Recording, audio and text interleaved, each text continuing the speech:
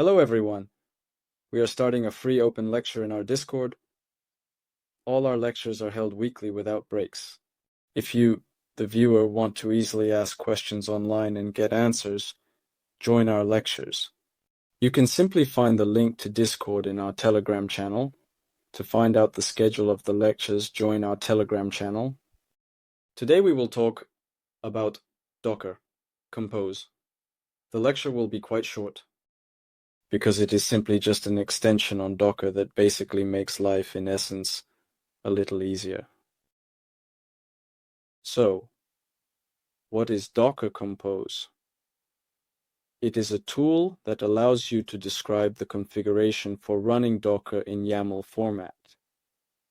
And it also allows you to describe the launch configuration for multiple applications, several containers that can work together. This is called running multi-container applications. Here is an example. We have some image, for instance. The image itself. It doesn't matter what it is, and we can run it using Docker run.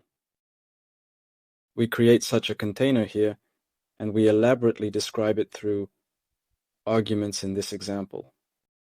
The commands include the container name, which ports we are opening here, which volumes we are connecting, what we can pass to the environment, and so on.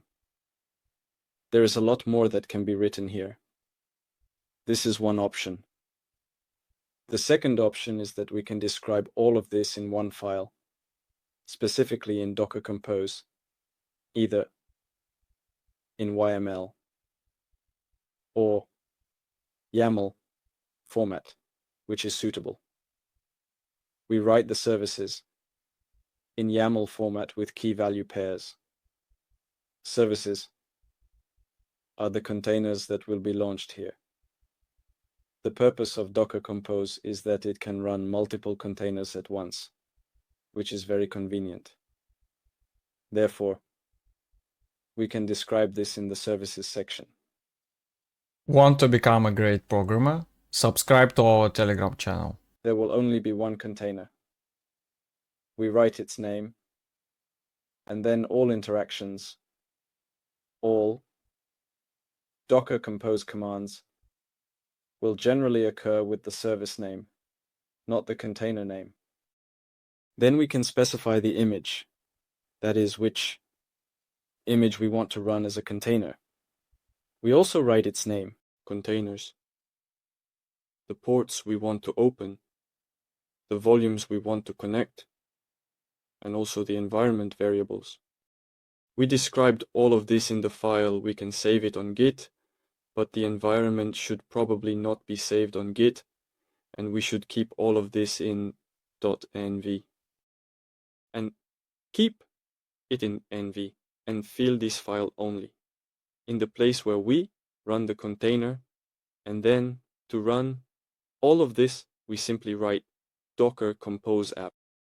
So here the D flag is indeed passed, which means that the container operates in the background and does not block the terminal where we wrote the command. That is, if we don't use D, the container logs will start being written to the terminal. This is actually an example of how we can run a container using Docker Compose, while we are not yet talking about multi-container setups. Now, let's try to run something multi-container.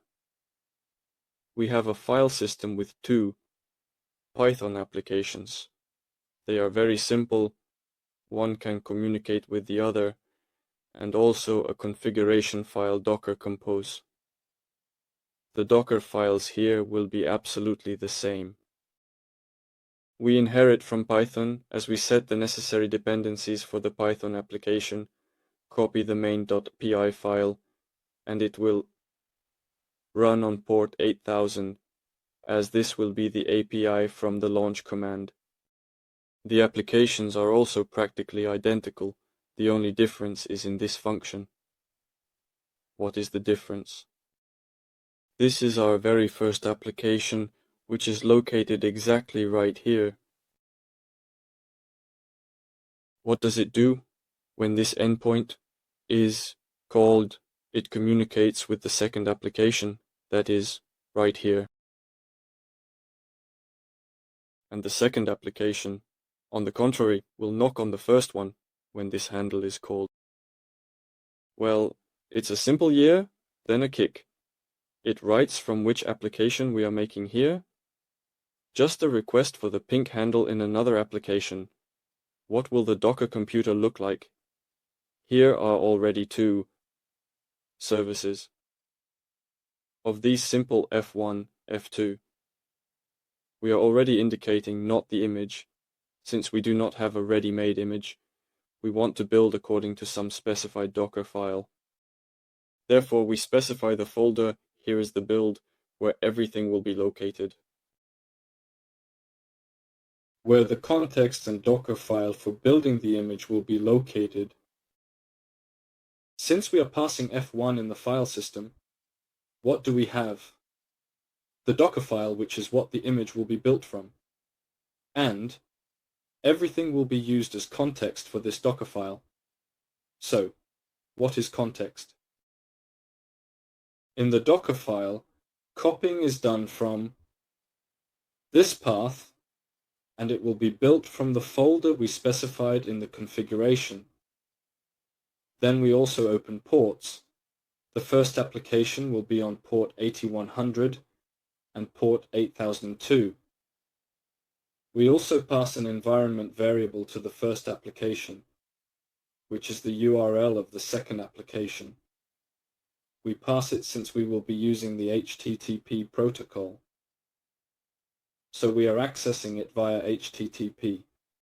As the host name, usually an IP address or a domain name is written here when we insert links in the browser, we specifically specify the name of the service where we will be accessing, and port 8000, the port that is used inside the container.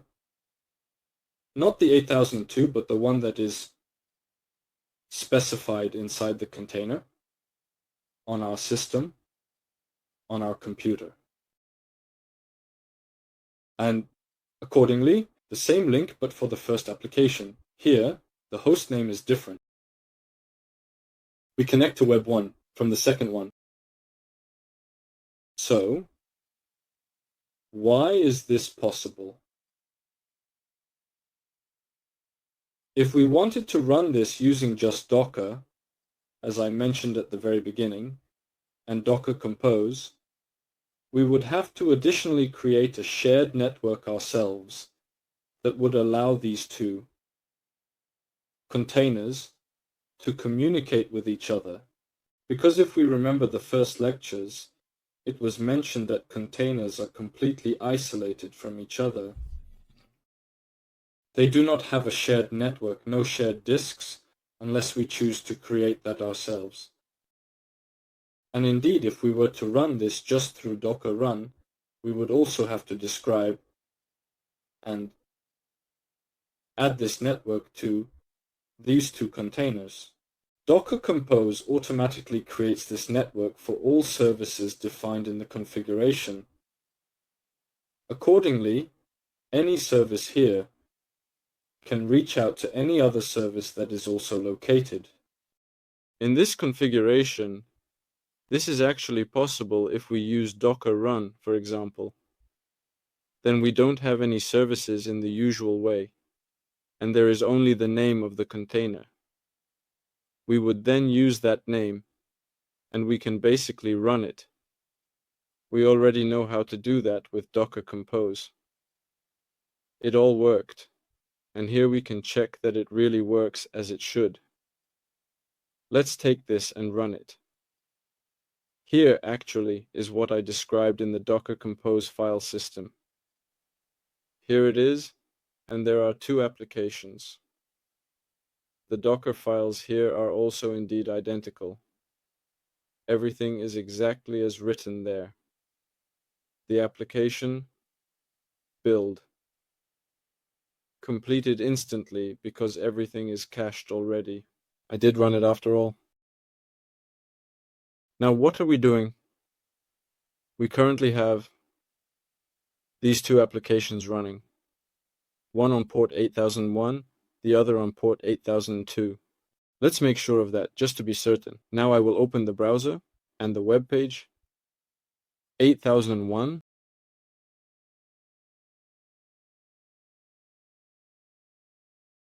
Here are 8200, 82, and repeated sequences of 82. Here they have started the first and second applications. We will check that they work at least somewhat. We send a ping, and in response, we received it. Now we will do the same from the second application. There should be a point from 2. Now let's check that the first application can send requests to the second. And in the first application, which is on port 81, we will now trigger the request to call v2. And the response should be the same as what the ping application and b2 output, that is, this point from ap2. If everything passes successfully, execute, and here it is, pong-prom app2. The request has been sent. And we will also check that the second application can connect back to the first. We pull the handle callups. There should be a ping message from the beginning, which indicates that the connection is established successfully, meaning it works both ways, and everything functions as expected. This ping message is crucial for verifying the communication between the components. The same process can be done not only with two simple Python applications, which are often used for testing and development purposes, but with any kind of software or service that requires interaction.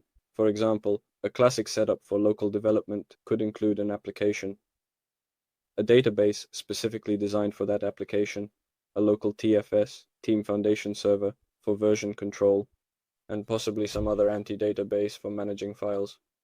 There might be several applications that act in this way, each interacting with its own set of services. This was the most primitive example, but it helps to understand the essence of Docker Compose, which is a tool for defining and running multi-container Docker applications, and how to describe something complex in a simplified manner. Do you have any questions about the network that Docker Compose creates, which allows these components to communicate seamlessly? Everything is done using only Docker tools, which are very efficient, extremely reliable, and highly effective. So let's move on to the next section. Here are the primary Docker Compose commands. You can view all of them by writing them out, and a brief description of their functions will appear. More detailed information is available here.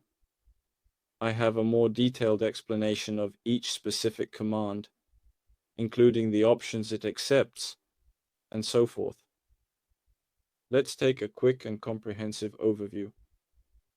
So, when you build, the Docker Compose build command is used, which utilizes the standard Docker build process to construct the Docker images for the services we have specified.